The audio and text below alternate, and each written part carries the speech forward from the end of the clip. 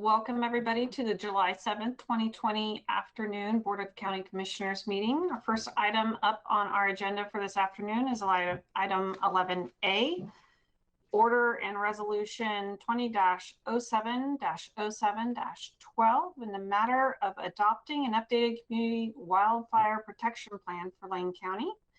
And with us is Rachel Surslev, our planner, and Patience Whittingham Melcher, our emergency manager. And I'll let them introduce any additional guests. Thank you. Thank you, Chair, and good afternoon, Commissioners. Can everyone hear me okay? Yes, we can. Great. This is Rachel Surslev, planner with Land Management Division. And as the chair said, Patience Whittingham Melcher, emergency manager, is here with us today, as well as Alex Framlow from the Oregon Department of Forestry and Chris Donaldson from the U.S. Forest Service. And they're going to be assisting me in presenting today. I do have a presentation that I'm wondering if Diana can allow me to share my screen with you all. I'm not sure if I have those capabilities. I'll switch to you right now. One moment. Thank you.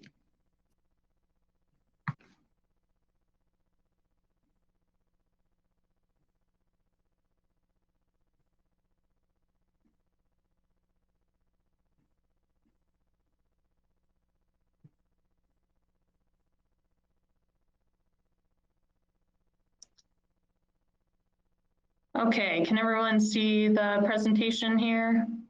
Yes, we can. Great.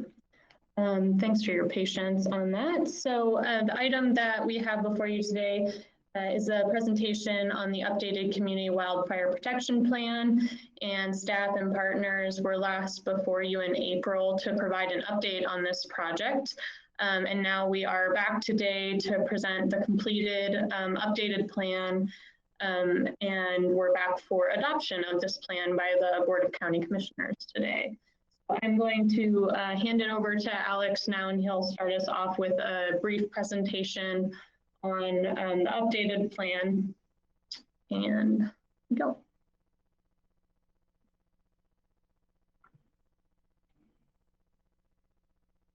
Good afternoon, Commissioners. Can you hear me? All right, great. Well, thanks for having us again this afternoon. Last we met was in April, and so what we want to do today is really just bring you up to speed on what's happened since then. We spent a fair amount of time talking about the community outreach survey that we did, and so we're going to spend less time on that today and more time just bringing you up to speed on the additional items that we updated.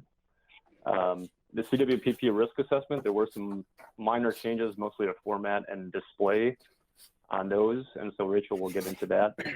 We do have some fire setting recommendations that Chris Donaldson will talk about here. And then plan implementation is something that Patience will walk us through. So I think with that, we're ready for the next slide. Okay, so last we discussed was April 7th, and about 2 years ago, we were hoping to get this updated June of 2020, and we came pretty close to that, so we feel pretty good there. Most of what we did since the 7th talk that we had with you all was action items. We reviewed 2005 action items, and we identified some new action items. And then we kind of finished the fire siting recommendations, which was through the hazardous fuel subcommittee. I do want to take a minute. You know, when we started this in 2018, we thought this was going to be kind of a rather quick update, but as we started getting into it, we realized that 2005 was a while ago, and we had quite a bit of new information that we wanted to include. And so I think I speak for the committee here when I say we're pretty excited about what we were able to accomplish on the budget that we had to do so. And with that, I will turn it back over to Rachel to talk about the risk assessment. Thanks, Alex. So last time we were before you, we discussed some preliminary maps that we had completed for the updated plan. And I'll just kind of review what work we've gotten done for the updated plan and since April. So as you know, a primary part of the project was updating the wildfire risk assessment with the most current and up-to-date wildfire data that was available. And this data comes from the Oregon Wildfire Risk Explorer, which is an online tool with wildfire data that's compiled by Oregon Department of Forestry and the Forest Service. And the accomplishments that I want to highlight today are the updated maps, specifically the wildland urban interface map, and I'll have Alex talk briefly about the fire district priority area map, and he'll discuss that shortly here. And the maps that we're going to present today, and which are also contained in the plan, do not significantly differ from what was presented in April, but I do want to discuss and share the final versions with you all. So first, we'll take a look at the wildland urban interface map. And I'd like to point out a comparison of this updated map, which is in the lower right-hand corner, and compare that to the upper left-hand corner, which is the map from 2005. And this wildland urban interface map is a really important tool for assessing wildfire hazard as it's relative to developed areas in Lane County. So I wanted to highlight this accomplishment between now and the now's map and 2005 map provides a lot of specificity. In the updated wildland urban interface on where the WUI is in the county, and it also breaks down the wildland urban interface by the density of development and how that is relative to forest lands in the county. And an updated WUI map is a significant improvement and will help identify areas of focus for where wildfire risk is high, and will also provide focus for wildfire mitigation activities and awareness. So just looking at those maps, you can see that in 2005, we basically had the WUI designated as almost the entire county. But this new data has really allowed us to focus in on where specific areas of development are and how those relate to forest lands in the county. The next map I want to discuss quickly is the overall wildfire risk, and this hasn't changed significantly since we presented it to you in April. This map shows the likelihood and consequence of wildfire throughout Lane County, and a majority of the county experiences a moderate level of wildfire risk, with obviously some areas of high risk in the Western Cascades region. The overall wildfire risk map does illuminate several smaller areas of high wildfire risk, and using this overall wildfire risk map in conjunction with other maps is really going to help us focus efforts in determining where to work on wildfire mitigation risk. And lastly, I'll talk about our communities at risk map. This map is identifying communities at risk by fire protection district. And the steering committee for this map relied on data from the Oregon Department of Forestry, which identified communities at risk for the entire state and broke out those communities by county. The communities at risk were also ranked by wildfire risk, and for Lane County, the only high-risk community identified was Pleasant Hill. The wildland urban interface was also added to the new updated map, which is down in the right-hand corner, to provide a little bit more context on where rural developments exist in relation to those communities at risk. And this updated map is really an improvement, again, from the 2005 map, as we were able to utilize more recent data from the Oregon Department of Forestry. They recently, in 2020, came out with a report for communities at risk. So we were able to utilize that new data, and also we were able to incorporate the level of risk associated with each community identified. So instead of just saying, well, this community seems to have risk for wildfires, we were able to rank those as high, moderate, or low. So I think that this map is also a pretty useful improvement in the updated plan. And I'm going to hand it over to Alex to discuss the fire district priority maps now.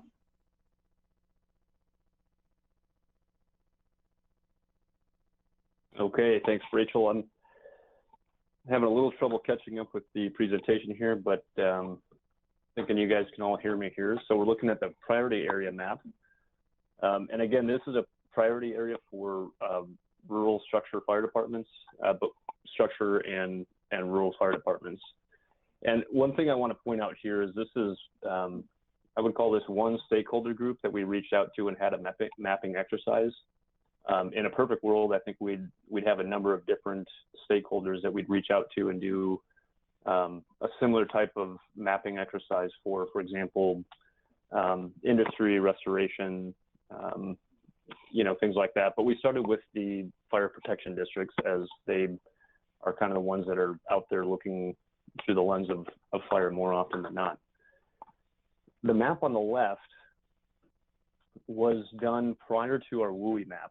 And I'm quite excited about this map on the left because it does a fair job displaying the WUI. If you look at the top right map and compare that with the main map on the left there's actually a fair amount of overlap. And our structure fire departments, when we asked them to map where their priority was, did not have access to our WUI map at the time. On the bottom right there, you will see the overall wildfire risk. And I think on the 7th, Commissioner Brozovic brought up that, what is that displaying? And so just to remind everyone, overall wildfire risk is the likelihood of a large fire over 200 acres igniting by natural causes. And so on the western half of our county, we actually 95% of our starts are human caused.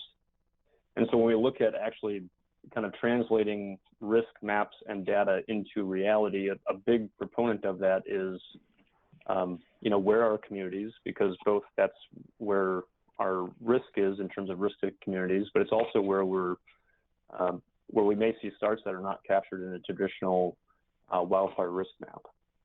And so the priority area map on the left has categorical data associated with it. We did not display it, but we do have that, and Lane County Land Management has those GIS layers. And so one of our action items is to kind of build off of this map, including additional partners, stakeholders, and being able to display different reasons for priority. If you would like that categorical data, can be found on page 95 of the CWPP. And so who did this again was just all the structural fire departments in Lane County, as well as the U.S. Forest Service, BLM, and Oregon Department of Forestry. We're all involved in identifying areas of risk for the priority. And with that, I'm going to turn it over to Chris Donaldson, who's going to talk about fire siting recommendations. Well, good afternoon. In 2005, the Lane Community Wildfire Protection Plan, there was an action item to review and develop recommendations for revisions to land use regulations. With that, last year, the Hazardous Fuel Subcommittee, which is comprised of members of both the federal, state, and county representatives from the fire agencies and other entities, started on fire setting recommendations for the 2020 Lane Community Wildfire Protection Plan. We can go to the next slide. And it's important to note that while the fire setting recommendations address the creation and maintenance of defensible space or fuel treatments in proximity to structures, the best long-term way to avoid structure loss during wildfires also includes building design, education, and proactive land use planning.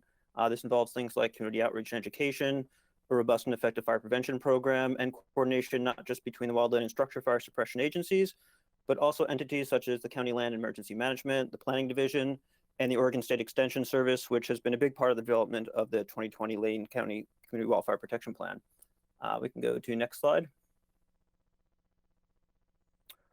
we started looking at the fire setting standards by doing a literature review and looking at some fire modeling within the county, and then also incorporating some stuff from the larger Western United States. Things that came to our attention that stood out were that the most effective treatment distance varied between 5 and 20 meters from structures. So really not having to look at going very far from a structure to see improvements from that being ability to survive a wildland fire. And the most effective actions were basically just reducing that woody cover immediately adjacent to it, ensuring that vegetation is not hanging next to or touching the structure, gave the most benefit to that structure surviving a wildland fire. And then we also found that looking at distances beyond 30 meters or 100 feet really did not provide any additional protection. There was some diminishing return as far as the investment there, that you can change fire behavior out beyond that distance, but it really doesn't change the implementation of whether or not that's going to actually survive a wildland fire. We can go to next slide. And something else that was on our mind was that we knew that in order for this to be effective, we'd be counting on voluntary compliance of homeowners and landowners to implement the fire setting standards as they're developed, and fuels reduction on their lots and homes in general. One thing we know, and it comes out of both national research as well as the local survey data, was that landowners indicated they were most likely participate if there was personal feelings, if there's an attachment to their land, to their property, to their community, if it was not cost prohibitive, and that also emotional drivers like fear and a sense of responsibility were big. Often we see people become more interested and more desiring to participate in these kind of programs after we have big fire years. And we also know that compliance is related to feasibility. If this was especially onerous or burdensome, folks have a tendency to sometimes not want to participate, and that they want things to be fair and part of a more comprehensive risk strategy. And next slide. So basically, to summarize what we came up with in the fire setting standards, we broke them down into primary and secondary fuel breaks. The primary fuel break involves the immediate and intermediate zone, looking at the information that we gathered about the ability of a structure to survive a wildland fire on that, clearing adjacent vegetation that was just adjacent to or touching a structure. We determined that having a 5-foot non-combustible perimeter would be required. Basically, if we have an area immediately adjacent to the structure where things don't burn, that is going to drastically help a structure survive a wildland fire. And then going beyond that, a 5 to 30-foot intermediate zone where we would have dead plant material be removed. Trees are allowed. We don't want folks to think that you can't have trees around your property and still be able to survive a wildland fire. Some shade actually does help decrease fire behavior and can be beneficial. But the main thing is to remove that dead plant material and to keep grass maintained. Not having dead grass around a structure is very important. And then going beyond that, that 30 to 100-foot intermediate or extended zone would be the secondary fuel break. Out there, we just want to remove dead plant material and create a distance between whatever canopy layer exists and the ground, so that fire isn't able to go from the surface up into the canopy and spread through trees. On the right, you'll see a poster that Lane County developed that also kind of just summarizes the main concepts that we wanted folks to take home from it, which is having it being lean, clean, and green. Basically, the less vegetation you have around your structure, the less likely fire is to travel from the surface into the canopy. Removal of dead vegetation, keeping things clean, and basically just raking your leaves, cleaning your gutters. Some very basic maintenance can be done to increase probability of survival, and having things be green. If you water your grass and you keep things in a relatively good living state, basically you can reduce a lot of fire behavior just by denying fire fuels that are actually able to burn. Some additional things we added were slope requirements. As we move out from a flat piece of ground to a larger slope, 10, 20, 30%, we increased the extended or the intermediate zone into the extended zone, just had some additional requirements for reducing grass and dead plant material. And we also came up with an undesirable planting list. We didn't want to completely deny certain plants, but we just added a list of plants that were, from a fire management standpoint, not desirable and most likely to lead to undesirable fire behavior. And that is the end of my section. I can turn it back over to Alex and Patience.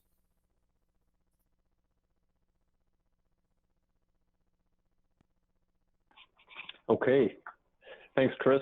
On to plan implementation. I think we can go to the next slide here. Okay, so like was previously mentioned, the majority of our work over the last 2.5 months was really just kind of putting all this stuff together into a cohesive document. but really we spent quite a bit of time on action items. The 2005 CWPP had over 20 action items identified. We reviewed each one of those. We did some minor changes to wording to bring them, the ones that we carried over, to be consistent. So, for example, continue versus, create. We also selected a top 5 priority actions. And so if you look on, I believe it's page 65 in Appendix A, you'll see 21 action items listed there. Of those 21, we have 5 priority action items, and we identified these priority actions based on our community survey results, the risk assessment, and literature review in terms of most efficient use of limited prevention funding. We assigned target completion dates to the majority of these. The 2005 had a number of action items that maybe were not addressed, and so part of what we attempted to do with this update was select 5 that were top priority, assign target completion dates for the remainder, in the hopes that this kind of helps us moving in the right direction year in, year out. We also identified 3 new action items. Prescribed fire. I believe over 70% of Wayne County residents who were surveyed were in favor of the use of prescribed fire. In certain circumstances, prescribed fire is the most cost-effective way to treat large landscapes. It is used on the industrial side. It's also used on the ecological side. Currently, those two, there's not that much overlap there. And so if you look at other action items, for example, interagency or cross-boundary collaboration, we're hoping to kind of close some of those gaps and bring respective knowledge in those fields together to a more cohesive landscape scale plan at reducing risk in Wayne County.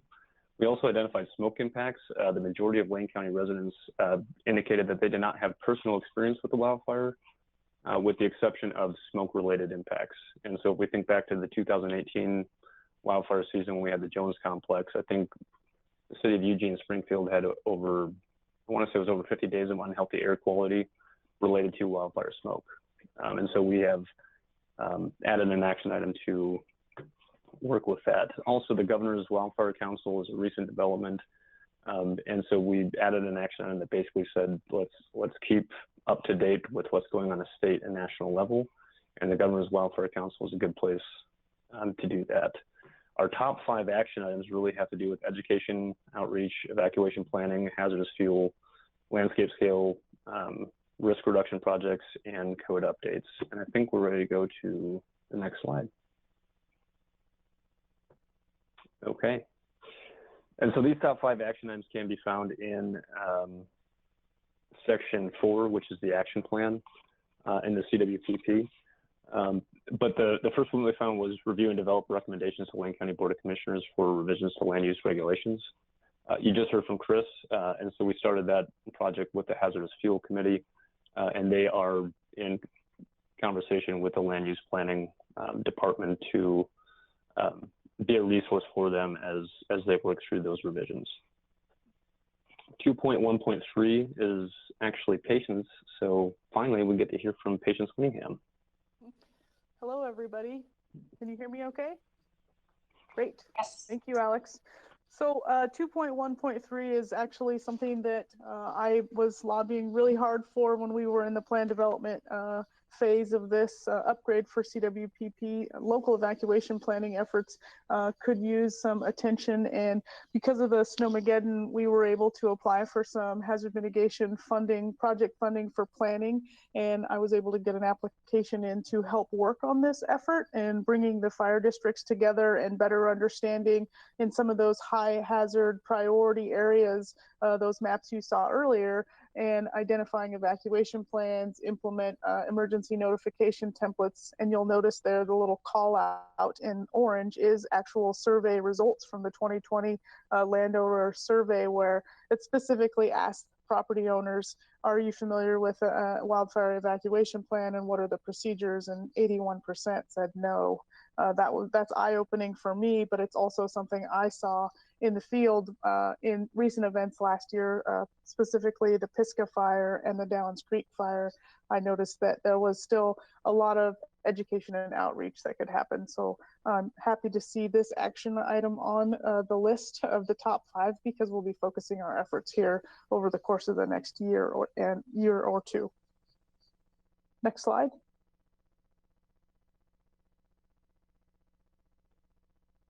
This one's yours, Alex. Yep. All right. So 2.3.1 is utilize maps and the risk assessment to guide and identify new partners and opportunities for cross-boundary collaboration. And so when we were talking about that rural response priority map that we showed earlier, that's one target group that we reached out to and did a mapping exercise. And so this action item here is really to engage a broader group across the county to do similar things. There's a lot of good work going on across the county, from ecological restoration of open prairie ecosystems to, you know, reducing the stand density of conifer forests out there. And if we can tie these two together, that's really where we see the majority of federal funding is going. So when we apply, the large part of the CWPP is to allow us to be competitive on a national level for wildfire risk reduction funding.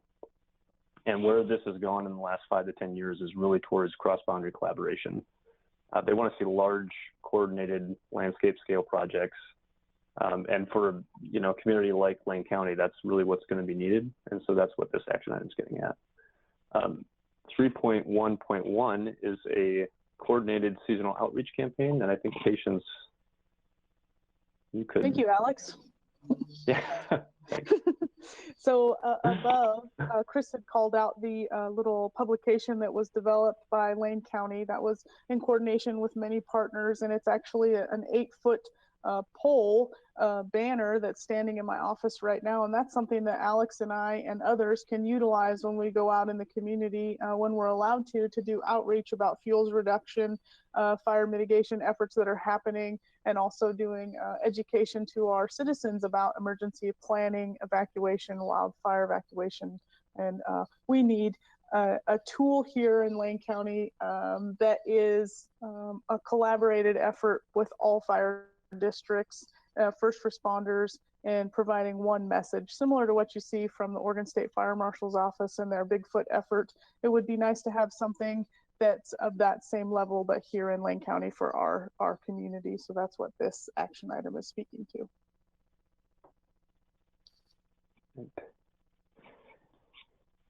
And 3.2.1 is to continue implementing landowner assistance for fuel reduction projects.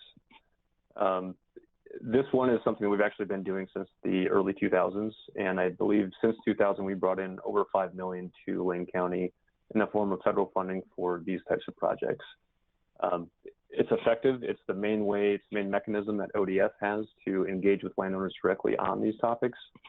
And there's a number of other projects that are available through landowner assistance. It's one of our main pathways to reach landowners, both individually and collectively.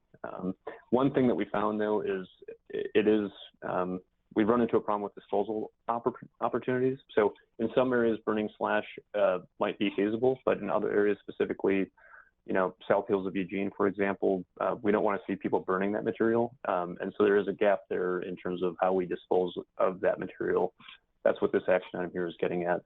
And if you look at that table on the bottom, reducing debris and vegetation is the most likely action landowners are willing to take to reduce their risk. Over 80% said they are very likely to do so. That's all I had for that one. Back to patients. Thanks, Alex. So this plan, as you know, has been in place since 2005. And in order to keep this plan moving forward at a pretty good pace and have objectives that are clear, that are time sensitive, I was able to get some time frames put behind some of our action items. So we called out a few of them that I'm confident we can accomplish in some form or fashion over the course of the next 2 years. The first one is that countywide education and outreach program, and hopefully having something in place by 2022, probably in place and working by 2022, and bringing in all of our partners. And when I mean all of our partners, it's the folks that Alex was alluding to earlier, talking to other folks and not just first responders, but what about the utilities and critical infrastructure entities that may have a certain a level of involvement in some of this outreach for how are we informing our community, and also prioritizing our areas for local evacuation plan development by 2023. That work is already happening. I'm working on a pilot project right now to just understand all the questions and the gaps and what goes into that whole planning process, because I'm new to this world of evacuation planning for wildfires in Lane County. So I too am learning alongside some of the fire districts and some of the other folks that are lending a hand in that effort. This plan will eventually become an annual review. Alex from ODF and myself from Emergency Management will steer and convene the committee to review the action items on an annual basis and reprioritize the 5 or additional ones as they come forward. We'll also work to lobby for the funding opportunities, as Alex had alluded to earlier. There are federal funds and there are state funds, and there's the governor's plan, and how are we keeping an eye on those, and how are we going to prioritize what we're applying for based on the action items we've put forward in our plan and how they unfold over the course of the next 5 years. The discussion was to add this CWPP back into the natural hazard mitigation plan. So the board sees the mitigation plan every 5 years. If you recall, our county plan went to the board in 2018, so it's actually up for renewal in 2023. And I would like to move the CWPP back into the NHMP in the future updates, so that you'll see that again in a few years, and you'll also hear about where we are on the action items that are identified in this CWPP plan. While this plan is non-regulatory, it's still an opportunity to bring parties or partners together to collaborate in our wildfire response and siting standards and publications that we could share within our community. I do want to take this opportunity to remind the board that I've been extremely overwhelmed in working in the COVID response, and I want to thank and recognize ODF and land management, and specifically a temporary graduate student, Bianca Ramrace McKinley, who has helped lobby and move this entire plan forward over the last 6 months. They've all been instrumental in making sure this gets done, including Rachel Surslev from land management. Thank you all very much for your help in getting this plan moving forward. Thank you, Patience, and hopefully I heard I had some connection issues earlier, so hopefully you all can hear me a little better now. That kind of wraps up our summary of the updated plan. And at this point, the board has been provided a final draft of the plan, which has been signed and agreed upon by the Lane County Fire Defense Board and also the Oregon Department of Forestry. Those are the 2 other partners that must sign on to the plan in order for it to be a valid document. And also the Board of County Commissioners must also adopt the plan.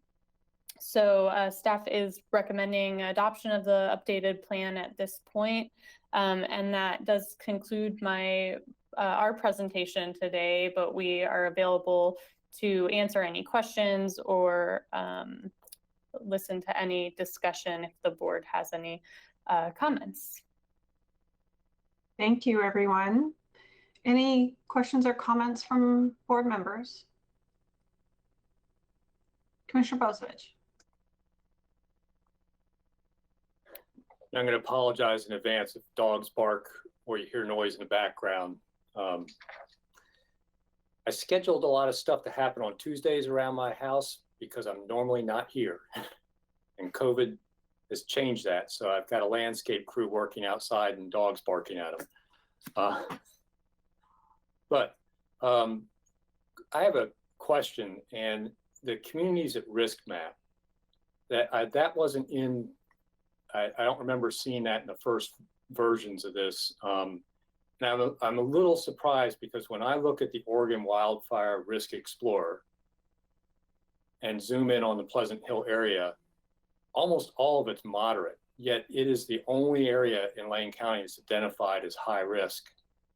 And you said it was based on ODF identification. So could somebody from the team kind of explain that to me? It's a real non sequitur to me. that relatively low density area of our county is ranked as our highest risk for wildfire, and looking at the actual wildfire risk explorer, it doesn't match up either. So I'm kind of scratching my head a little bit about that particular map, the communities at risk map. Sure, I can jump in first on that question, and maybe Alex has a little bit more background on where that data came from. But the Oregon Department of Forestry came out with a report in 2020, actually, for the communities at risk in Lane County. It was a report that was statewide, and then they looked at fire districts per county and broke them down that way, and then organized the fire protection districts and ranked them by risk. My understanding was that the data that they used in the analysis for the communities at risk report actually came directly from the Oregon Wildfire Risk Explorer itself. But I agree that there is a little bit of difference in when we're looking at the overall wildfire risk Explorer when you're looking just at overall wildfire risk. I attributed it, I think, mainly because there is a lot of residential development out that way that is relatively dispersed and near some forest lands that might have higher wildfire risk. I'm not sure if Alex can maybe speak to a little bit in more detail to where that data specifically comes from in the ODF report. Sure, Rachel. It came out in 2020, so they did use Oregon Wildfire Risk Explorer data to generate the 2020 CARS report.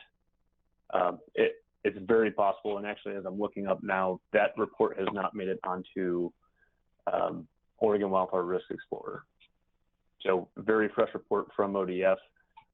The other thing that I would just point out with that map is communities at risk are actually displayed by a dot. And we thought it would be slightly more informative to include fire district boundaries on those rather than just having points on a map. And so when you're looking at that map, that's part of why it's displayed differently than it is on Oregon Wildfire Risk Explorer.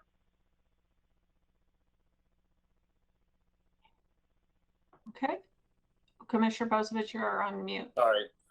So I still have, I'm trying to go back and forth between the actual document and the webinar. So I apologize a little bit. It's still kind of a bit of a non sequitur to me that the OWRE, really the only hot points in Pleasant Hill are along the highway. Which speaks to some of the risk we talked about last time.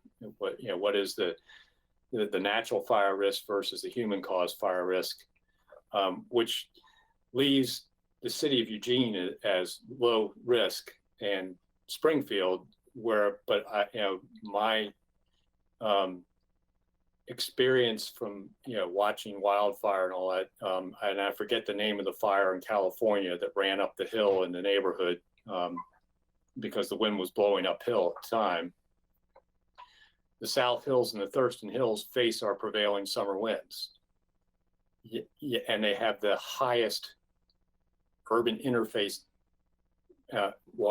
forest land densities in the entire county.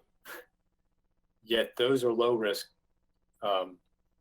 wildfire designations, and then Pleasant Hill out there is designated high risk. It just there's a certain amount of cognitive dissonance in looking at this mapping that occurs to me, that we're, yes, and the secondary thing is we don't have any zoning control as Lane County over those two areas because they're inside Eugene Springfield's zoning control, so maybe that's why we didn't concentrate on them.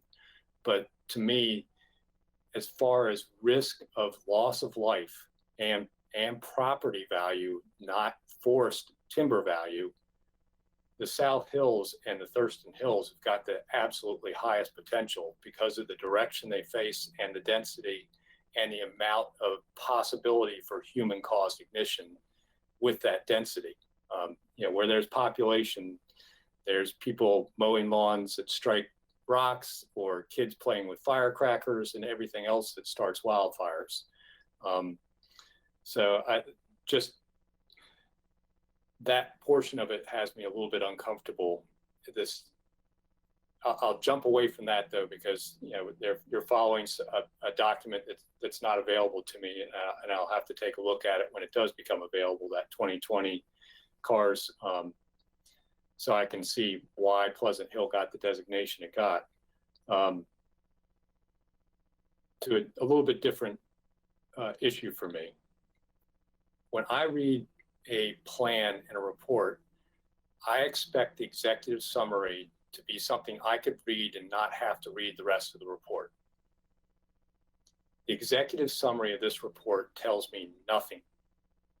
It talks about the Healthy Forest Restoration Act and the three things we're trying to address: the collaboration, fuels reduction, and structural ignitability. But we buried the lead of this whole thing way back and starting on page 47, and the actual real lead is on page 51, which is fire siting standards, because the priority action item, and first one is to do some code revisions to address fire siting standards. And that doesn't show up in the executive summary anywhere, what the recommendations of this plan actually are. It seems like those top 5 priorities should be listed in the executive summary. And I will cut myself off at that and give other commissioners a chance.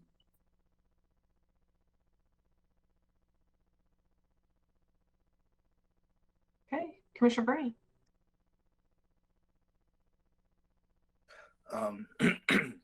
You never have to cut yourself off for me, Commissioner.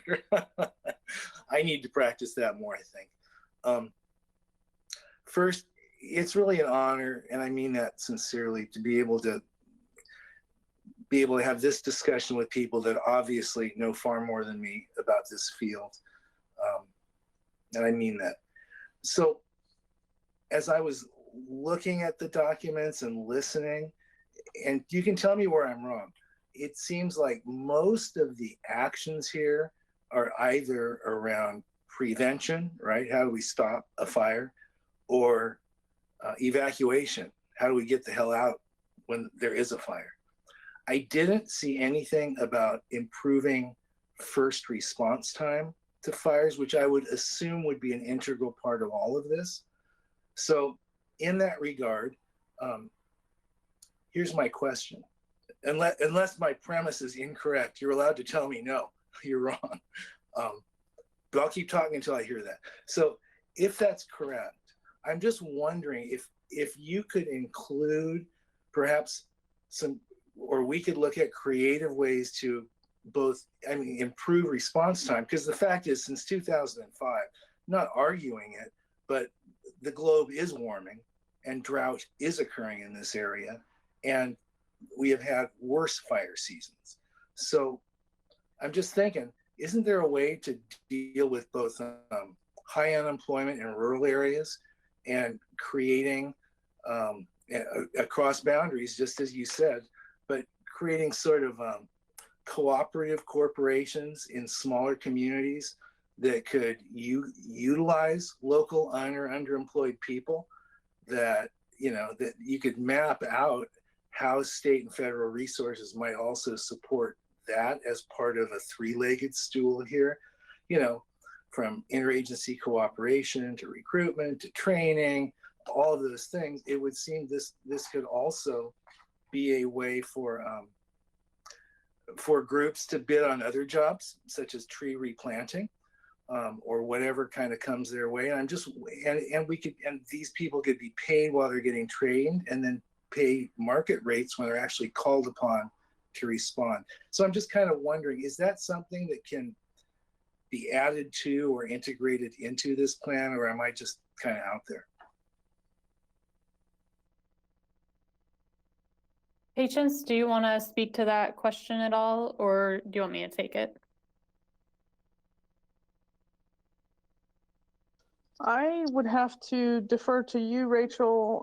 After one thing, this is the first CWPP that I've had the opportunity to work on. I have looked at other ones around the state, and I know that Bend has a Project Wildfire that has taken to that next level of including some of the private sector entities as well as some other partnerships. And I look forward to doing some additional investigation in how we can incorporate those updates into this plan. Thanks, Patience. I think there is a lot of room for improvement and growth with this plan. Like we said, it hasn't been updated for quite some time. And so we went into this project knowing that there was a lot to do. And we're finishing up now knowing that we're going to be revisiting this document more frequently than we have in the past. So, and Alex I know he has done a lot of research and background with what other community wildfire protection plans include, but I think there is room for improvement and for addition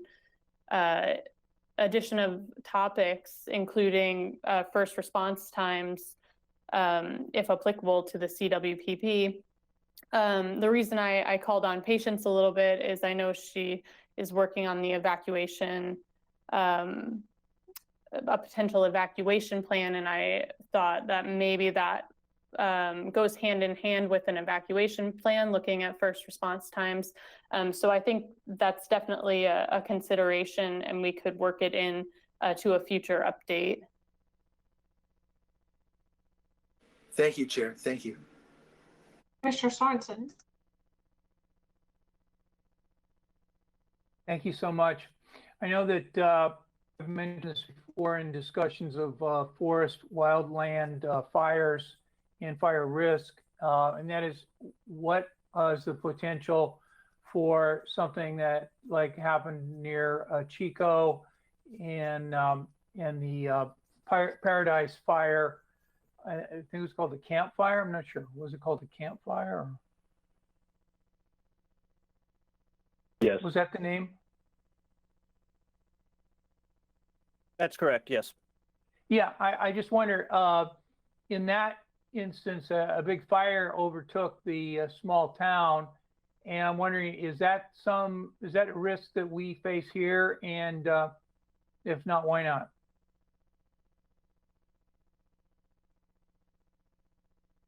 This is Alex. I could attempt to respond to that here as quickly as possible.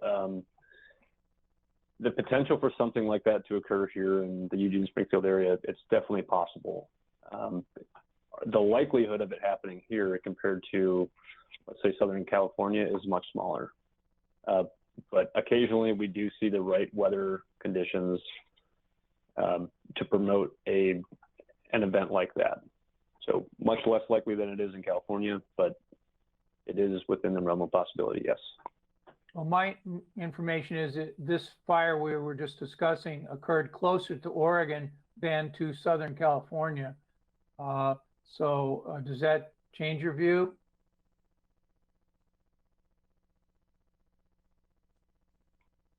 No, we have more precipitation and less extreme fire danger days than they did down there. So the risk here is smaller than it was down in Paradise. Okay, but thank you. Yeah.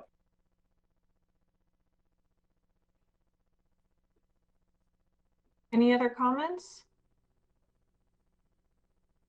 Okay, if not, I would entertain a motion to approve ordering resolution 20-07-07-12 as presented.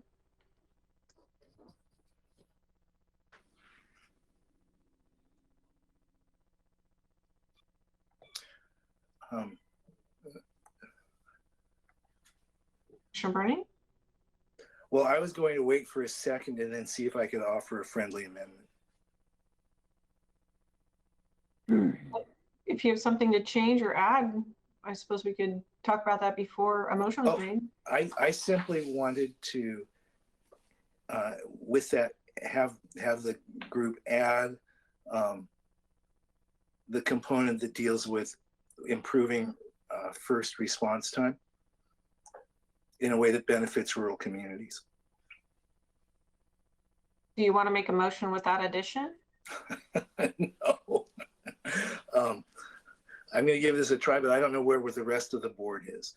I move approval of, is it the report that we are approving? An order and resolution. Of this order and resolution, with the addition that staff develop a improved first response time component to it. Is there a second? Second. Okay, moved by Commissioner Burney, second by Commissioner Sorensen. Any discussion? Commissioner Posevich. Thank you.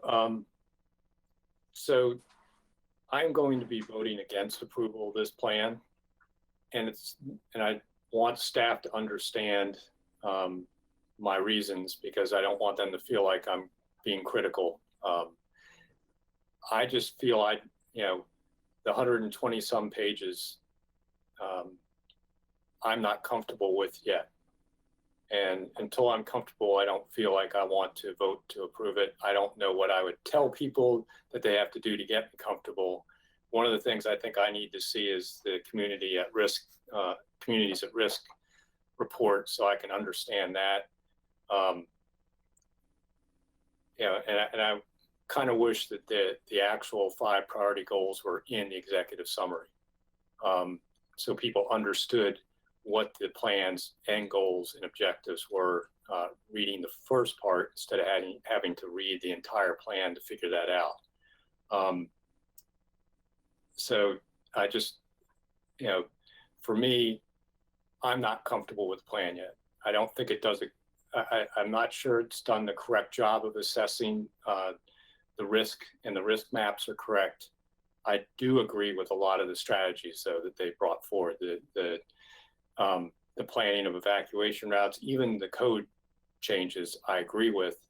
I'm not real comfortable with the risk assessment portion of the plan, and without being comfortable with that, I can't vote to adopt it yet. Commissioner Farr. Thank you, Chair. I'm reluctant to support the motion as made without specific language as to what the first response edition would look like. If we approve this motion, it kind of leaves that up in the air as to what the wording looks like. So we'd have to come back to potentially revise the wording if we were not satisfied with the wording. So Commissioner Burney, I'm going to oppose this motion as stated for that very reason, and I'm going to consider what Commissioner Posevich had to say about it, because there are a number of elements in this that raise concern. One, Patience, is that you mentioned that it was like 81% of the people surveyed didn't understand an emergency response, or how to their part in an emergency response. And you spoke a little bit about community outreach, about how we're going to get the plan to the broad cross section of the community that will need to respond to it, or will need to, in case of a wildfire, should know it. So I have some questions about that, and I'll consider what Commissioner Posevich said. But Commissioner Burney, simply because the wording isn't clear as to how that will be placed in there, I agree with the concept, absolutely, first response, and especially the part where you say that this could actually be an economic advantage to rural communities. I love that part of it. I'd love to see something more specific on it. So maybe because of that, Joe, Commissioner Burney, maybe we should take a deeper look at the plan itself to add the first response, and maybe to consider some of Commissioner Posevich's concerns. So I'm going to sit back and listen to the balance of the conversation before I make a decision on the what ultimately will be the main motion. Commissioner Burney. As the maker of the motion, I really hate to agree with the logic of the two commissioners who said they will probably vote no. And forgive me for not having language. I literally just came up with the perception. So based upon the answer to this question, I might join the group in voting no on my own motion. Is this so time sensitive that it cannot be brought up again in 3 or 4 weeks with greater specificity, which I would be delighted to share my thoughts at least with staff. And also responding to the formatting that Commissioner Bozovich mentioned. Is this so time sensitive that that would be a problem?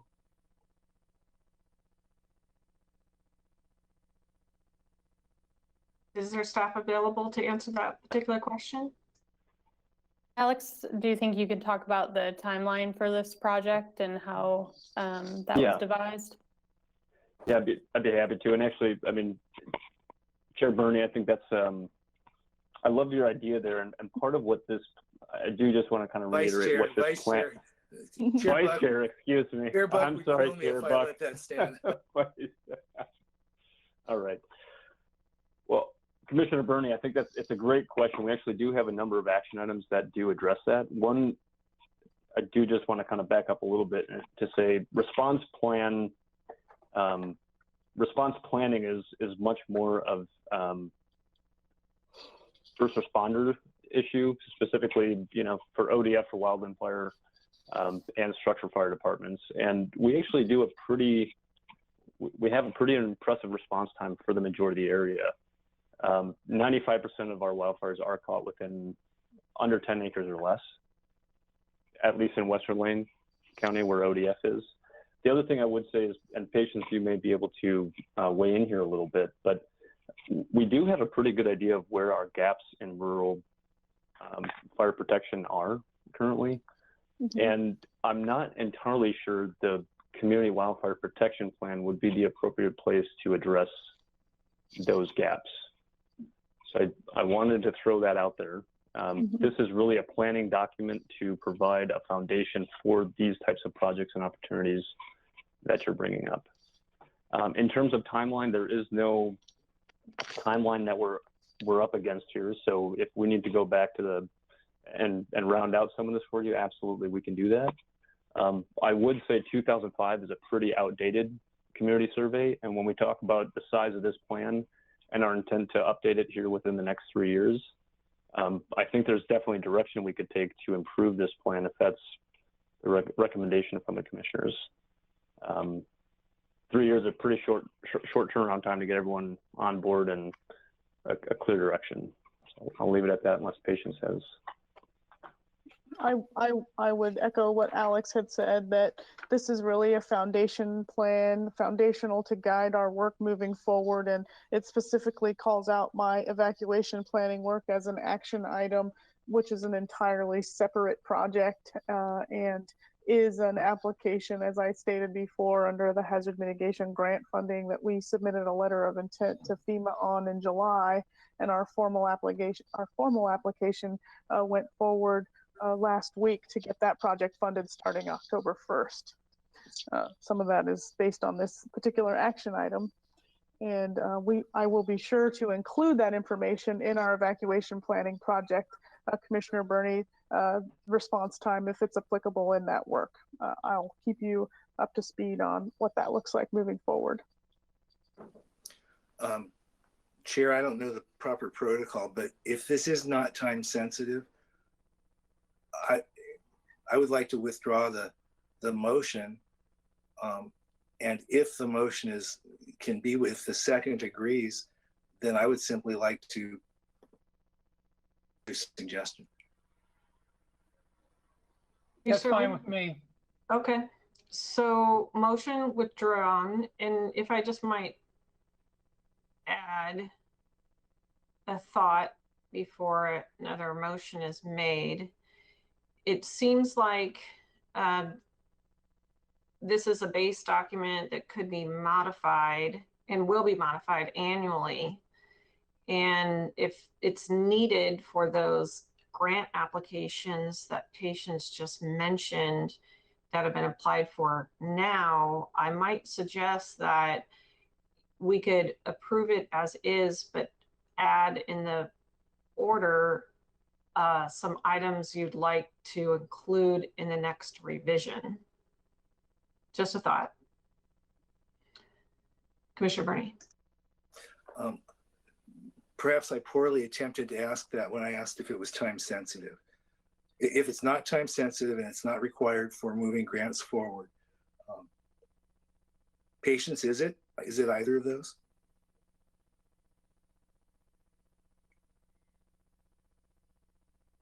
If we can bring it back to the board in the course of the next month or two, I think we can still hit that timeline of September. I don't know the date specific in September, but I think we're fine. Well, thank you, Patience. Based on that, Chair, I'm simply suggesting that occur. That whenever it works for staff and scheduling in 4 to 5 weeks, if Commissioner Bozovich's formatting requirements, which do compose a plan and are important in that regard. And I agree with Commissioner Farr. I hate to agree with people that are voting against my motion, and I agree with Commissioner Farr. And I'd be happy to provide greater specificity once I have it. And then staff, of course, will magically make that sound reasonable. I would propose that we revisit this in a few weeks. Okay, there is an option in our agenda cover memo, a second option, which is move not to adopt the wildfire plan as presented and direct staff to revise. Is there somebody who would like to do a motion in that regard?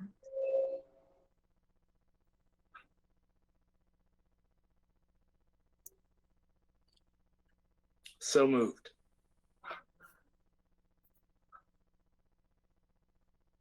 I think we do need some clarification. If we do that motion, do we need to specify what we need to revise? If you're asking staff, I think it would be helpful for what specific revisions you would like to see. And I heard in 3 to 4 weeks, we'll be returning with a revised plan. And Chair Buck, what I heard for the revisions would be to include Commissioner Bozovich updates to the executive summary to specify the 5 action items and be more direct in what the plan is alluding to, so that the reader gets the entire intent in the first 2 pages of the document. And the other item, which I will discuss with staff in the future weeks, is that first responder response time, to be sure that's being included in my emergency evacuation planning project that's hitting the ground. Were there other updates? Okay, I saw Commissioner Sorensen's hand and then Commissioner Bozovich. Yeah, I just wanted to say that even though it's not an option listed in the memo, the board can always just say, we've had a discussion of this and we didn't take action, and the staff can take all of the comments that have been added in the discussion and attempt to come back when the agenda team puts it back on the agenda, and get another agenda cover memorandum. And that's fine with me to go that way too. I just want to reiterate my concern that global warming, climate change, increasingly hotter and drier summers, springs and falls, and even winters are contributing to increased risk. And we are in a area of massive forest cover, and particularly victimized or potentially victimized by fires, whether they're naturally started or started by human activity. And we need to make sure we have a plan that is going to provide for public safety. Thank you. We still have a motion that needs a second to Commissioner Bozovich. Second, and speak to the motion when I'm in queue. We'll do a second, Commissioner Bozovich, and then Commissioner Farr. The only thing I was going to ask for while staff is listening is, could somebody send me a link or send me a copy of the Communities at Risk ODF report? I'll work on that, Commissioner. Do that. Yeah. Thank you. I appreciate that. And I do support the motion, but I'll let Commissioner Farr speak to that. Commissioner Farr? You're on mute, Commissioner. The reason I second and the reason I'm speaking to the motion is that this is a very important plan that I would hope that we'd find unanimity on confidence in the plan. given a little bit more time to address Commissioner Bozovich's needs or recommendations or concerns, and to address Commissioner Bernie's recommendation regarding first responders. I think given time and given specific input, particularly from you, Commissioner Bozovich, we could come up with a plan that we're all going to be confident in passing unanimously. And that's what I'd hope we get to. Because I think less than unanimous, we should fail it. I mean, we have to have the kind of confidence that each of 5 commissioners has moving forward with a plan that is so important. As Commissioner Sorensen has stated, things are not going to get any less urgent in terms of the potential of wildfire. Commissioner Burney. I just wanted to completely concur with what Commissioner Farr said, and to point out, we all know this is not political. This is managing a health concern and a wildfire concern. So I totally agree with your point, Commissioner. Okay, let's call for a vote. All those in favor, please say aye. Aye. All those opposed say nay. Motion passes unanimously. Okay, we'll move on to our next item, 12A, a human resources item, order 20-07-07-13, in the matter of approving pay grade increases for the juvenile justice specialist and senior justice court clerk classifications within the Lane County American Federation of State, County, and Municipal Employees Local 2831, general unit based on the Article 19 classification review for 2019.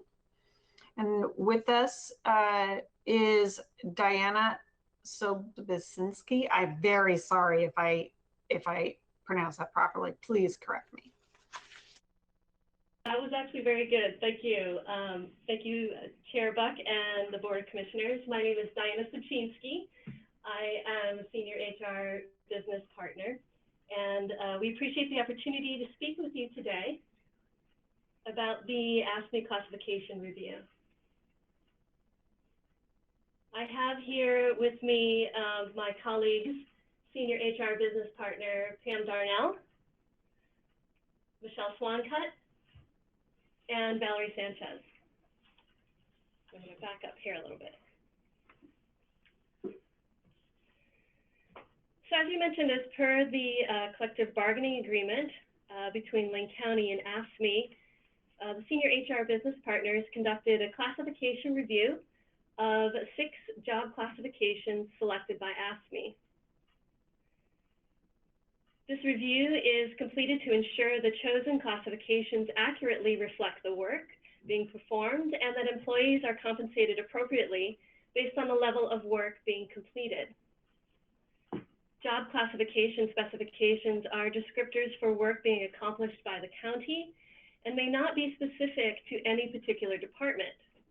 The job classification specifications may not have been updated to reflect housekeeping changes in business terminology, call out specific processes developed within a department for achieving new or established work functions, or list specific automated programs being utilized by a department at any given time. The classification is designed so it can be used in various county departments. The absence of a particular duty doesn't mean that the duty is excluded from the overall function of the classification. So to begin our classification review, the employees in the classifications were sent an email with a request to respond. The employees had an opportunity to provide information about the classification factors if it did not accurately depict their current responsibilities. The job questionnaire and review are based on the analysis of 10 criteria of the job evaluation system. This system has been consistently used for AFSCME job classifications since 1988. These factors include job knowledge, human relationship skills, mental efforts, physical effort, effective actions, policies and procedures, amount of discretion, surroundings, hazards and stress, and work direction and control. Each factor has multiple frequency and numerical levels, which when added together equate to a salary grade. After receiving the employee's input, the Senior HR Business Partners analyze the information and gathered additional information on comments provided by the employees. This included outreach to both supervisors and department leadership. When the final analysis was completed, a report was compiled containing the information from the employees and the additional information gathered along with results of the study. On June 3rd, 2020, the report was provided to AFSCME leadership. During our monthly Joint Labor Management Classification Committee held on June 8th, 2020, AFSCME representatives met with the senior HR business partners, and we engaged in a conversation and answered questions AFSCME had about our process, the report, and our findings. Based on the information gathered and reviewed, it was determined that the Juvenile Justice Specialist classification, the Juvenile Justice Specialist bilingual classification, and the Senior Justice Court Clerk classification had experienced changes in their responsibilities, which corresponded with the change in the factors for the role. These factors, as mentioned above, when added together, indicated which salary grade the classification should be paid at. Based on the changes to the classifications, these are our recommended changes. To move the salary grade for the Juvenile Justice Specialist classification from 22 to 23. Move the salary grade for the Juvenile Justice Specialist bilingual classification from 24 to 25. Move the salary grade for the Senior Justice Court Clerk from 24 to 25. It is also our recommendation that these changes be effective the first full pay period following July 1st, 2020. The pay grade increase will increase compensation for 13 current employees. All employees impacted are within the Health and Human Services and County Administration departments. The projected total additional aggregate expenses due to the pay grade increases for all classifications over the next 3 fiscal years is projected at $61,756. Estimated by fund is $5,990 for the general fund and $55,756 for the Health and Human Services subfund. These estimates do not include any presumed COLAs over those years, as no compensation changes have been bargained or approved for those years. This concludes the general overview and process and recommendations regarding the AFSCME classification review. We welcome any questions you may have regarding our process and recommendations. Any questions?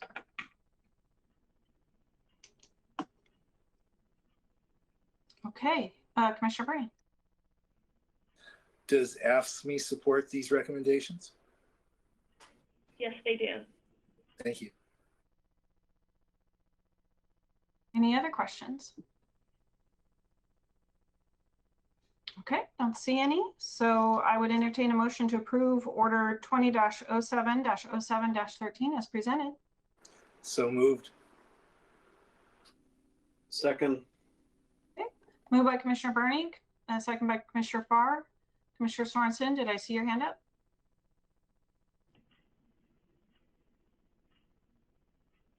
Yes, I just wanted to second it, but that's okay. Okay. It's already been done expertly, I might add. Okay, Commissioner Farr. Thank you, Chair Buck, and a little late in the process, very likely unnecessary, but I will declare a potential conflict of interest in that my son is an employee of Lane County who is in the AFSCME union. Okay. Any other discussion? With that, I'll call for a vote. All those in favor, please say aye. Aye. Aye. All those opposed, say nay. Motion passes unanimously. Thank you. All right, we'll move. Yeah, we'll move on to County Administration, item 13A, which is Order 20-07-07-14. In the matter of extending the declaration of a local emergency as a result of a public health response to COVID-19, With us is Mr. Moker-Heisky and Patience Winningham Melcher. I'll just briefly say before Patience gets on that this is, as the board knows, this is an extension of our existing emergency declaration. This allows for, I think it's really important to understand what this allows for and what it does not allow for. Early on in the pandemic, there was a lot of confusion about the emergency declaration, and some folks in the community who thought that it provided more authority and power than it actually does. What it does really is allow for delegation of authority to sign contracts to the county administrator that otherwise exceeds the authority that the county administrator has. As the board knows, we're coming up against that $5 million threshold that the board had previously set. We continue to incur costs and seek reimbursement from the state and the federal government for those costs. And so we want to reauthorize and extend the emergency declaration to allow us, as we talked about earlier in the meeting, the ability to be as flexible and nimble as possible to respond to needs and costs as they arise. So that's why this is coming forward to you as just an extension of that authorization. And I'll turn it over to Patience, our emergency manager, to discuss more.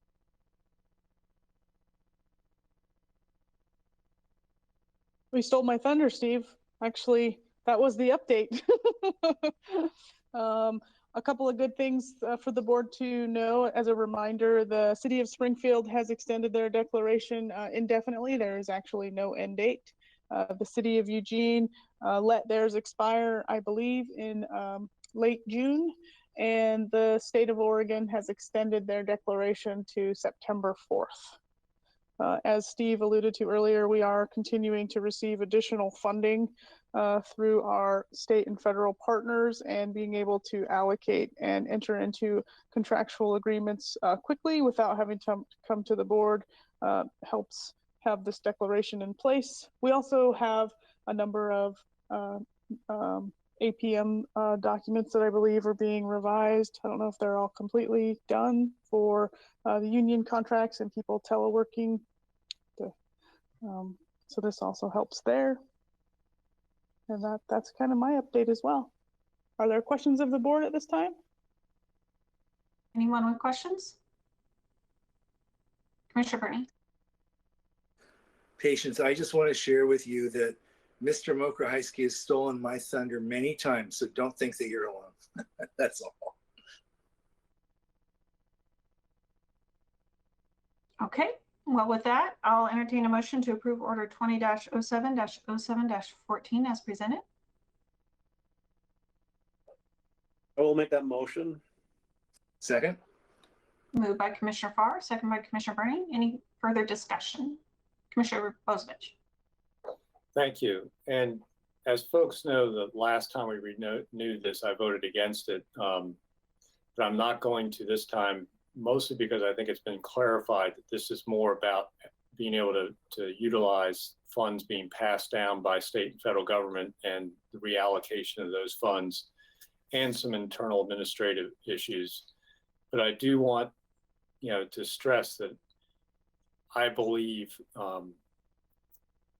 we are reaching a place in this pandemic where we need to balance the cost of the economic cost of continued stay-at-home orders and other business restrictions with, what is the real cost relative to other diseases. Earlier in the day, Commissioner Sorensen brought up how many deaths per day are being projected, which, you've heard me talk about computer projections before. But just to put it in perspective, in 2018, we had about 1.5 deaths per day from influenza and pneumonia. And Commissioner Sorensen was noting that we were back to about 1.5 deaths per day in Oregon for COVID, and we might be back up to 2. And we were actually in that same year at 2.5 deaths per day for suicide. So just to place a little bit of all that in perspective and to have folks not get over alarmed about case counts because we are doing so much more testing. But I do believe we need to continue this declaration because I do think one of the things that it enables us to do is to reallocate resources, particularly towards the contact tracing. And because we are identifying more cases, it's creating an even more demand for that contact tracing resource. And our ability to do that well is one of the reasons why Lane County has actually had such a low impact from COVID compared to other counties in Oregon and across the nation. And I think that's really important. So I will be voting to support the motion this time. Any other discussion? Okay, not seeing or hearing any, we'll go to a vote. All those in favor, please say aye. Aye. Aye. All those opposed say nay. Motion passes unanimously. Thank you. Okay, we'll go on to item 13B, a discussion of our quarterly update on Equity 2.0. Oh, and resolution 20-06-09-06. And with us is Mo Young, our Equity and Access Coordinator, and Judy Williams, our Strategy and Integration Manager. Good afternoon. Hi, Commissioner. Go ahead, Judy. Okay, sorry. This is Judy Williams, the Strategy and Integration Manager, and then I will do a very brief presentation and then turn it over to Mo and then leave plenty of time for questions as well. So thank you for taking the time with us, Chair Buck and Commissioners. Just to start, my involvement with the Equity Program really started about 1.5 years ago, and I've been really fortunate to have the opportunity to work alongside Mo Young in a management role, providing oversight and direction to the Equity Program overall. And it's been a very fun, rewarding journey as I've really learned a lot throughout this and continue to learn in this role and as an individual. I wanted to talk briefly about GARE and then the Equity 2.0 plan, and then I'm going to turn it over to Mo to talk about next steps and address the actions that we've taken since the resolution. So in terms of GARE, which is the Government Alliance on Race and Equity, as a reminder, just about 1 year ago, we had 9 county staff from really departments across the organization participate in this Northwest cohort through GARE, the Government Alliance on Race and Equity. And through this, we really had a great shared experience together to learn about the history of government in terms of creating racial inequities, the role of government, how to do root cause analysis, how to properly collect data that does not perpetuate harm to communities of color, and how to use a racial equity tool and many other great resources as well. And you may remember in the budget committee discussions, we did have, we talked about GARE briefly in terms of requesting a small increase to the budget that started this fiscal year. And that's really to increase our level of membership to GARE, which really allows anyone in the county to have that access to these resources through this organization. We can see what other governmental jurisdictions are doing, participate in free webinars, obtain presentation material. There's just a really great number of resources that we'll follow up with this discussion and reach out to see if we can help set up your membership in it as well if you would like to participate and gain those resources. So again, thank you for the help with the budget committee edition of, I think it was around $2,000.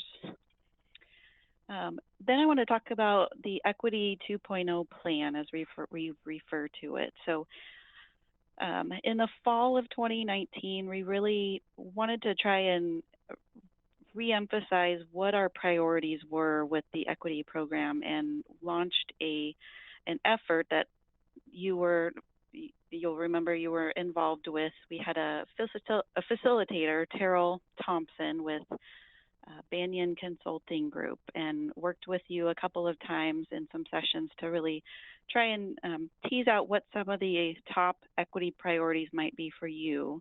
We also did those facilitated discussions with department directors, folks from our Equity and Education internal committee, which is known as E2, as well as our Equity and Access Advisory Board members.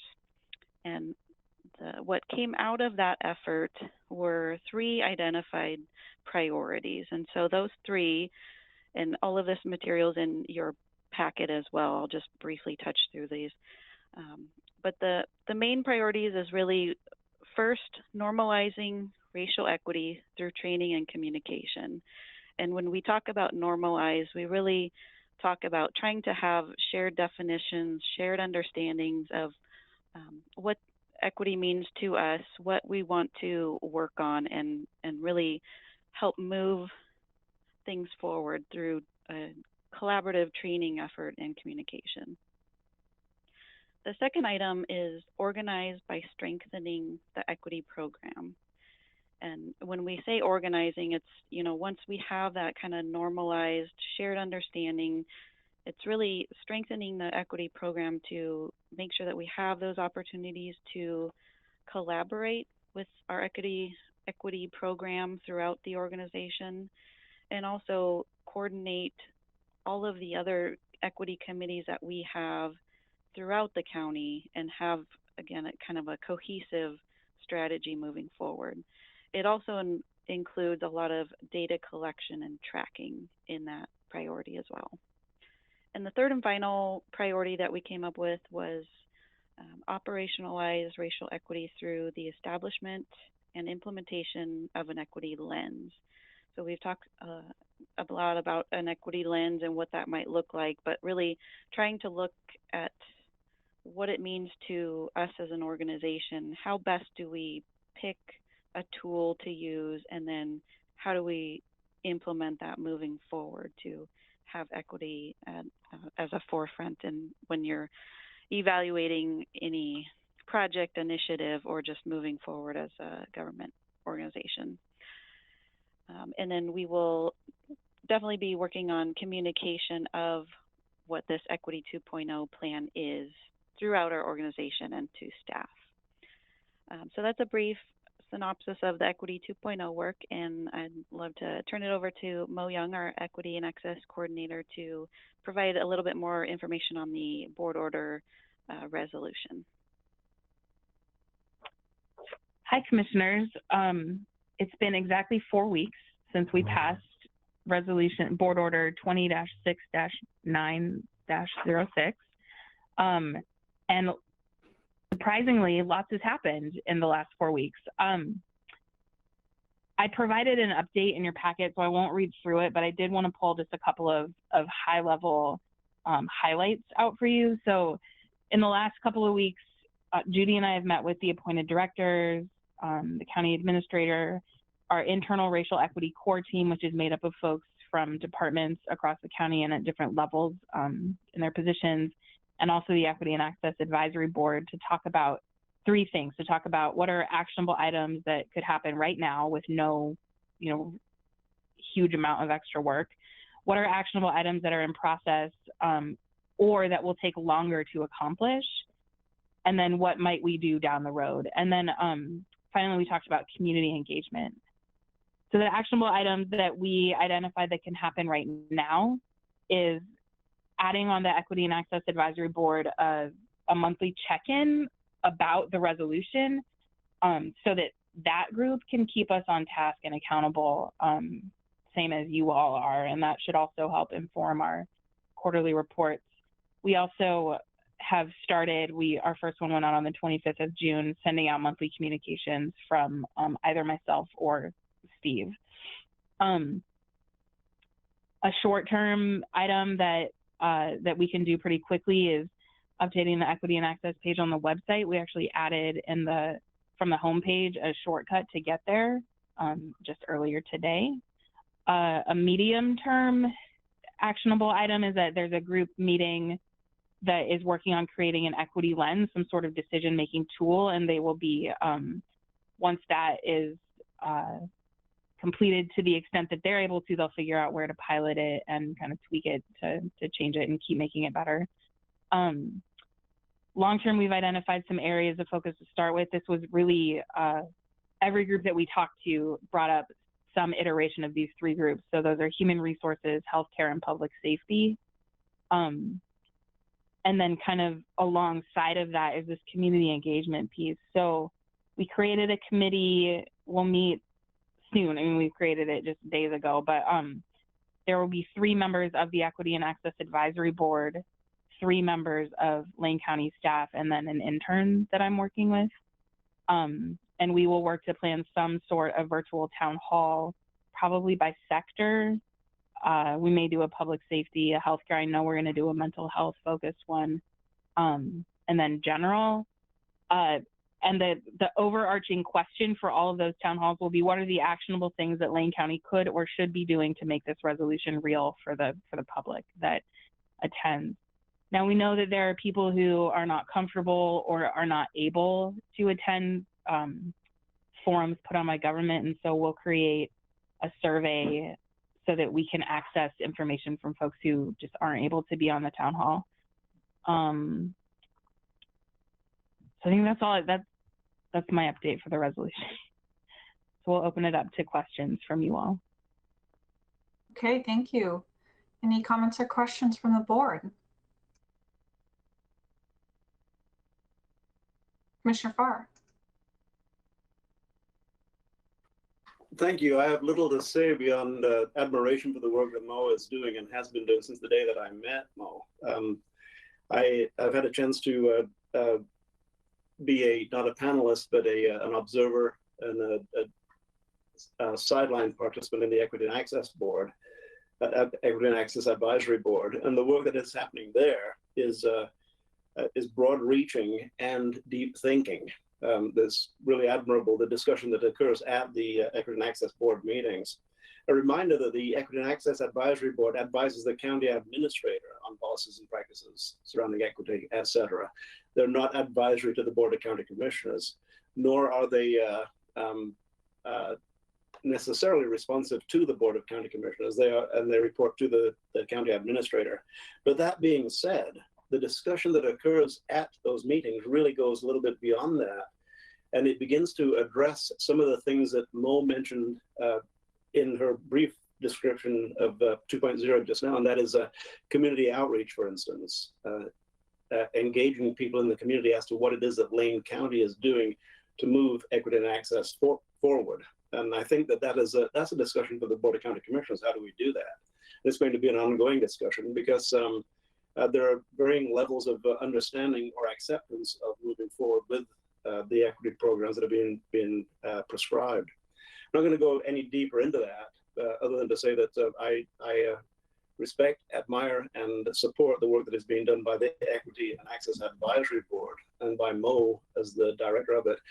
I sit in quite often on the meetings and listen to it. But you know what? I'm not a liaison to it. In fact, there is no liaison from the board to that commission. So it really is, once again, it's a free-thinking commission. It has evolved into a commission that really is representative of the broader community, and I really do appreciate the work that they do. At the last meeting, there was a discussion regarding recommendations surrounding actionable items and measurement of actionable items that would be going through the county administrator. And I brought up a point as a side gesture, not to the board in general, but it was to really it was to Mr. Mokrahysky and Mo, as to the fact that every board agenda item has a line on there that is health implications. And I kind of just generally asked the question, what if we had a line on every agenda item for the board on equity, or excuse me, access, or equity and access implications? The response to that was that took a long, it was a long journey getting health implications on that particular, as a line item on the board agendas.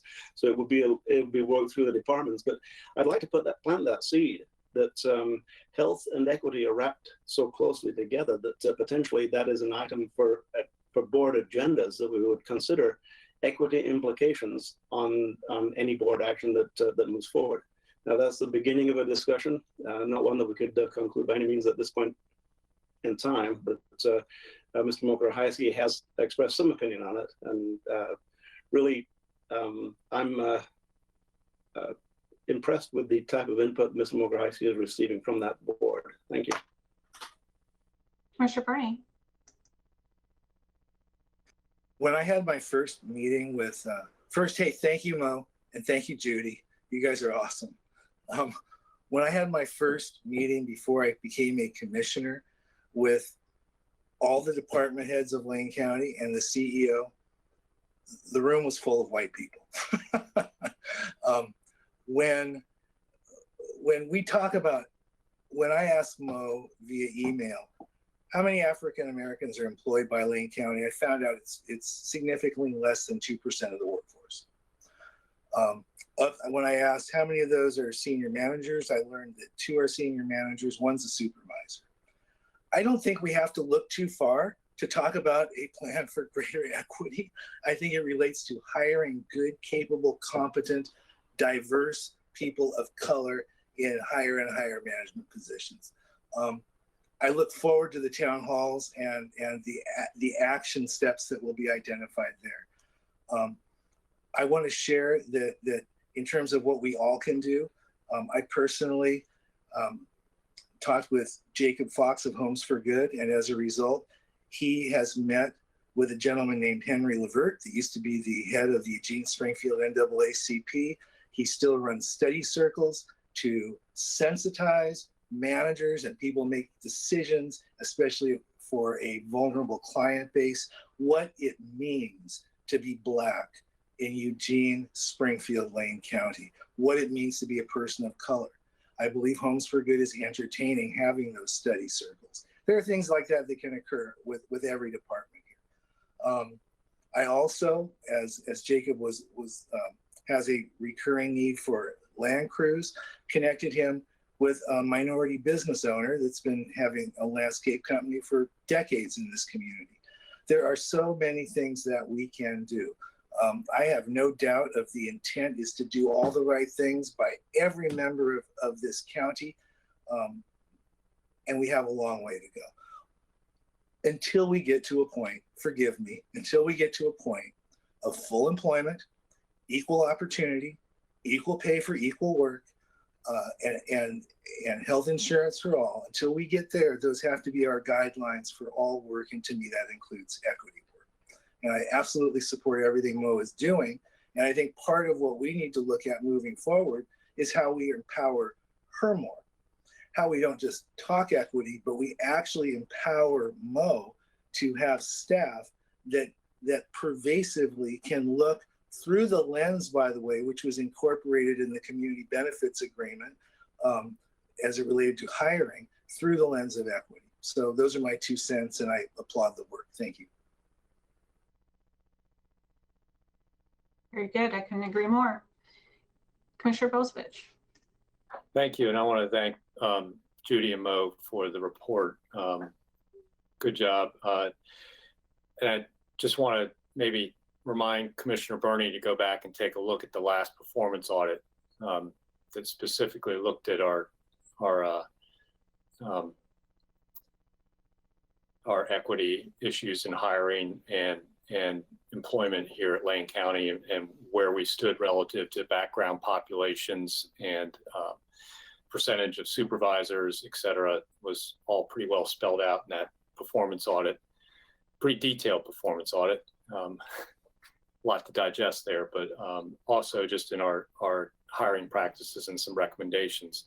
I just wanted to real quick ask Mo and about some of the discussions we had last board meeting and that were initiated by Commissioner Sorensen, the previous one, where he brought up the idea of doing a lane change for Lane County and changing our name to a different lane than Joseph Lane.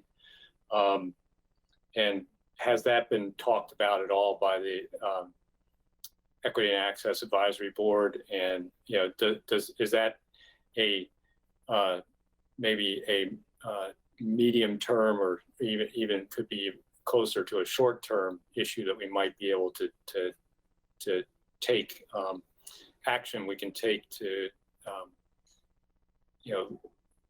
kind of adhere to our resolution and continue to take some actions here, because it seems like I've been thinking about that name change since somebody brought up the history of Joseph Lane to me, and I'd always kind of not moved forward with it because I was concerned about cost. But the idea, Commissioner Sorensen's idea of doing a lane change, which I love, I stole that from somebody else. It doesn't have a lot of cost to it. We don't have to change, letterheads and business cards and everything else, but we could honor somebody else more deserving with the last name of Lane. So, Mo, is that something we could add to that actionable items list, or do you think that's not part of this discussion? That's a great question, Commissioner Bozovich.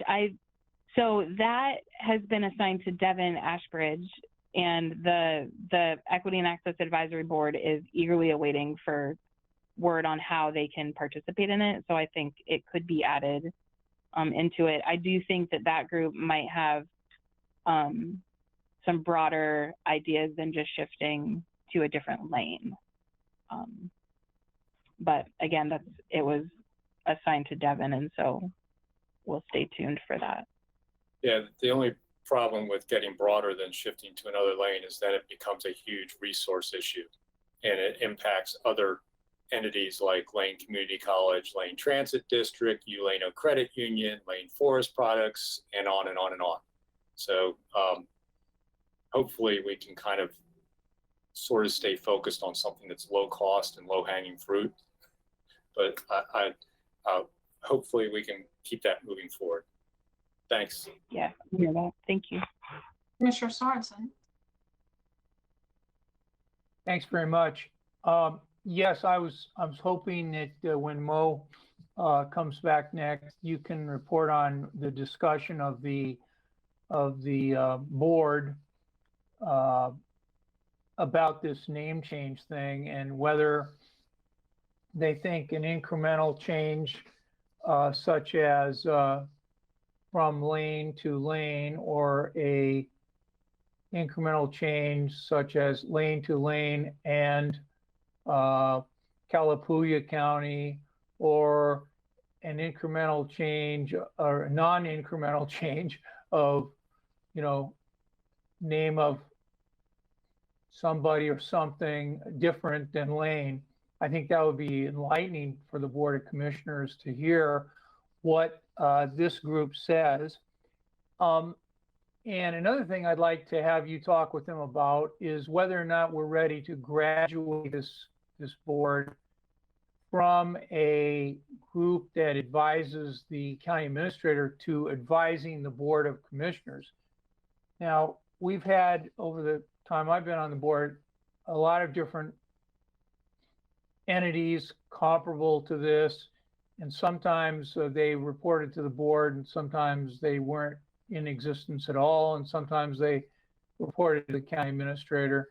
And I'm just curious what the people on the board now think of their role, because it's kind of indirect to us. We get to talk to you, and if we want to go to their meetings, we can go to their meetings, but they don't really give us advice formally. So I'm just hoping that you can bring that up.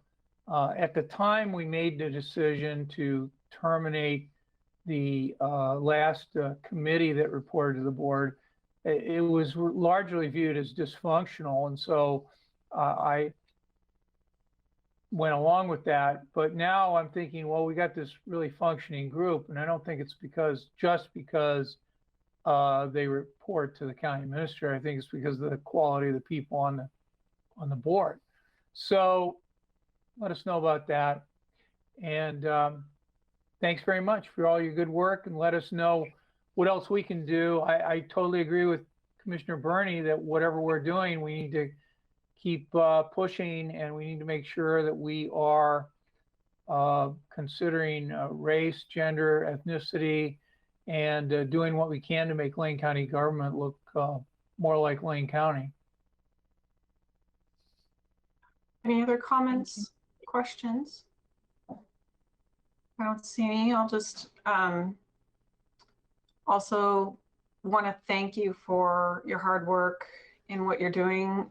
We have one issue with naming, but we know that you also have a lot of other things on your plate on the Equity and Access Board. And as Commissioner Burney said, there's a lot of work to do, but I believe we're all committed to doing that work. Yes, Mr. McChrysky. I just on the name, the discussion on a potential change of the name, I wanted to share with the board, as Mo indicated, the item's been assigned, the initial piece of the item has been assigned to Devin Ashbridge, and Devin is working with Jeff Kincaid and County Administration to do some preliminary research on the history of that name, to inquire on the legal aspects and the authority the board has and any other process that would need to go through, and then to bring back that information as well as recommendations to the board on a task force that could be appointed to further look into this. And the goal was to have a broadly representative task force of both geographic and ethnic and racial diversity in sort of industry diversity on that group. And so I would envision that we would certainly have a representative from the Equity and Access Advisory Board at the very least, who or someone from the Equity and Access community involved in equity and access issues in the community to serve on that group. That will come back.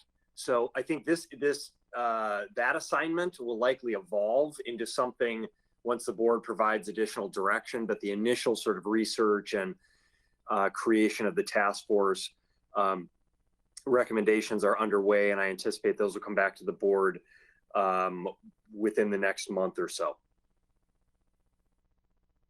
Chair Buck, this is Steve Dingle. I do have some information on this item. Okay, go ahead. I have been contacted by Ms. Ashbridge, and I can tell the board that if the name is going to change from Lane to something else, that the one thing I can definitively say is that will require a charter amendment. We are looking into what the legal process would be for changing the meaning or referring to a different lane, and we've targeted the end of July, first part of August for getting that answer. Okay, thank you. I guess with that, we'll move on to announcements. Mr. Mokowski. Okay, just really one announcement, and just sort of referring back to the presentation you heard earlier in the meeting regarding grants. Both Mr. Ramirez and Mr. Dingle referred to, and I think Mr. Kyler all referred to some challenges that we've been having with various state agencies in terms of reimbursement for various COVID-related expenses and liability concerns. And so I just wanted to share this with the board. I know there were some comments, and Commissioner Burney in particular mentioned, let's not let these constraints get in the way of continuing to pursue things. And so here's an example I want to share with you that we are planning to pursue this agreement, but we also want to bring to the board concerns that we have about, some liability concerns given the language.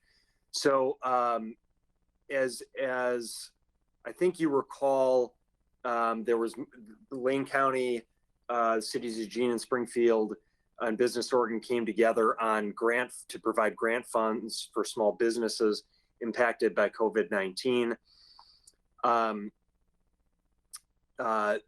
Business Oregon, which is a state agency, submitted a contract to the county that we needed to sign for $100,000 in business grant funds.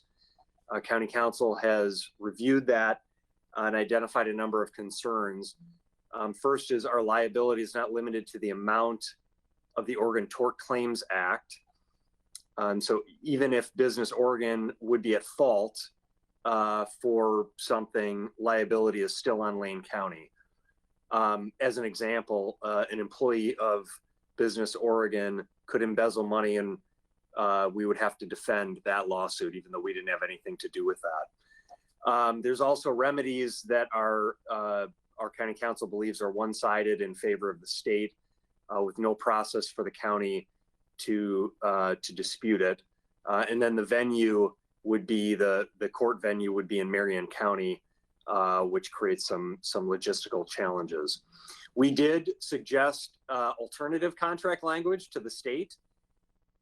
We asked for a number of revisions addressing those issues that I just noted. Business Oregon declined to make any changes due to lack of capacity to negotiate and modify individual contracts. So this appears to be a sort of form contract language that they use. Given the urgent and great need for resources and our desire to make those resources available to those in need in our community, we've accepted the terms despite those concerns that I just mentioned. And we wanted to just make note of it to the board and call it out as a concern that we have, that we're seeing this type of language in a number of contracts and agreements from the state. We believe it's an example of overreach, and we're seeing it with a number of these COVID-19 funding related matters, and we expect to continue seeing that on future rounds. We're suggesting to the board, and the one thing that I'm asking for now is head nods for us to draft a letter that the chair could sign on behalf of the board, expressing concern and the desire of state agencies to work with us to get some of this language modified. Again, I gave the okay to our staff to say, despite those legal constraints, we still want to err on the side of making these resources available because we're in the middle of a pandemic and an emergency. We know renters need assistance. We know small businesses need assistance. We want to do everything we can to advocate on behalf of our residents and businesses in Lane County. But we also have an obligation to limit liability to our organization, to our taxpayers from that. So this is both sort of an FYI, a heads up that these are the kind of things that cause us some concern. We'd like to reach out to the state and ask for higher levels at the governor's office and others to work with us to try to address some of these concerns. And we'd ask for head nods from the board to at least start that process by sending a letter to the state. Commissioner Burney. Steve, you absolutely have my head nod. And I would like to clarify, because you are exemplifying everything I was hoping we would aspire to. When I discussed liabilities, I am so disappointed to have heard the report from Mr. Dingle and from you that was the exact position the county took, and there was nobody home at the state level to negotiate something plausible and realistic.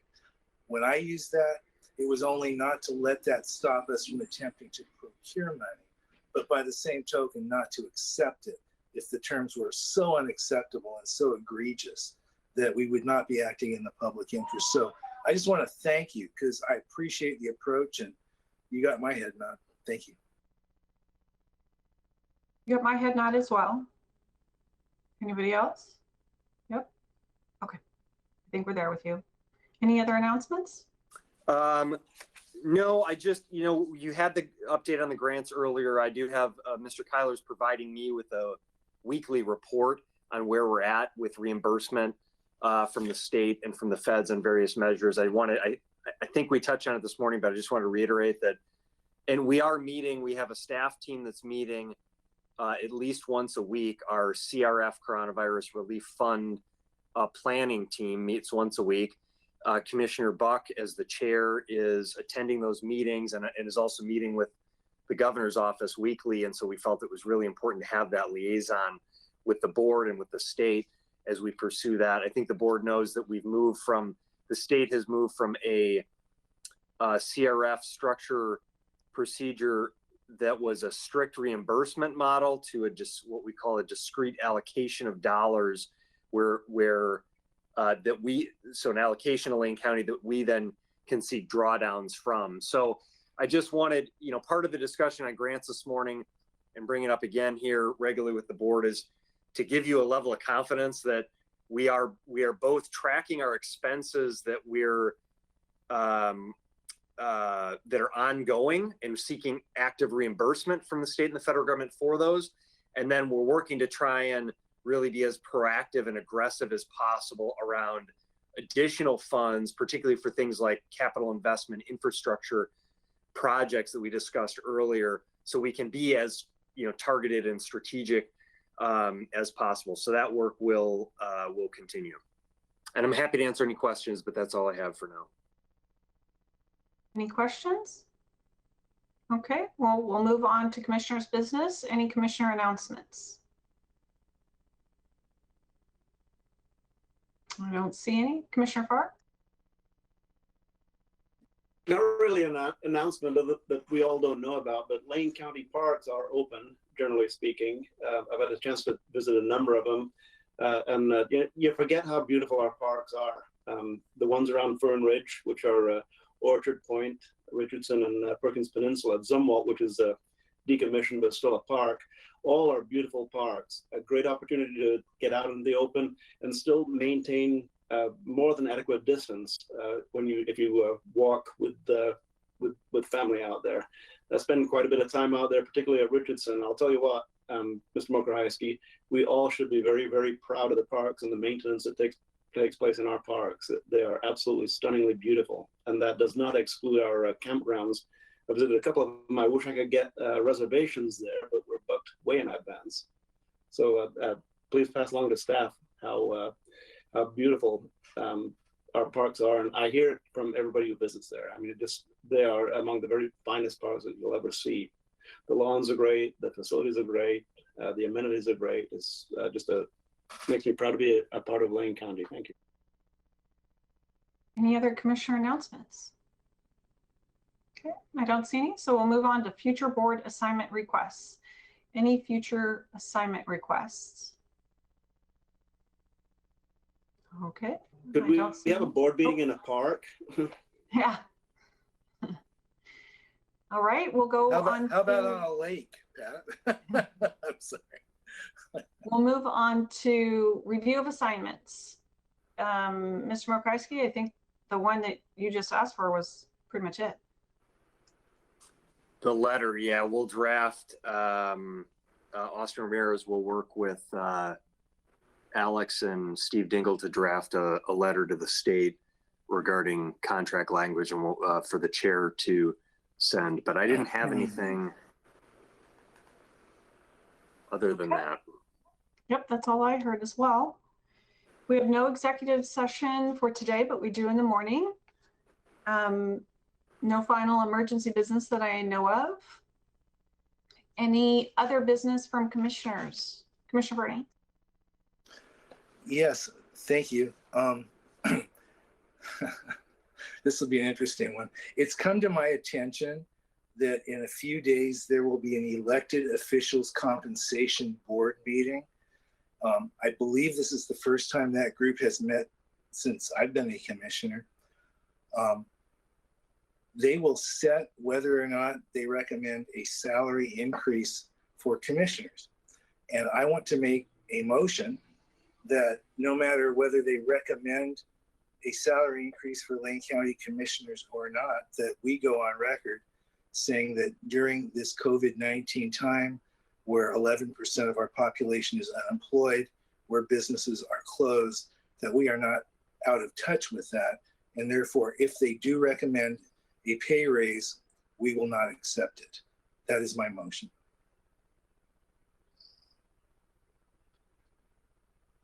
Is there a second? Okay, no second. I'll just at least comment that I agree with the concept. I can't second the motion, but I definitely agree with the concept. Commissioner Bozovich. I appreciate Commissioner Berney's sentiment on this, but there is kind of a process. There is a process. Your dogs disagree with you, Commissioner. Yeah. There is a process, and it will come to the board for a vote. And I have consistently not supported some of the increases that we've gotten as a board over time. In fact, one of the first things I did as a board member was move to cut our compensation. So, you know, while I'm with you in spirit, Commissioner Burney, I just not the time or place to preempt that process. It doesn't do the people that participate on the committee any service to tell them up front, no matter what you do in the way of the work and the staff's work to research what other county commissioners are making around the state, doing the comparables, coming up with a recommendation, all that, to preempt and say, no matter what you come up with, it's a no. I think doesn't allow them to do their work and feel honored in doing that work. Because we asked some pretty high-powered HR people to be on this committee. Any other business? All right, I don't see any. So we are in recess until tomorrow morning at 9 a.m. See you all there.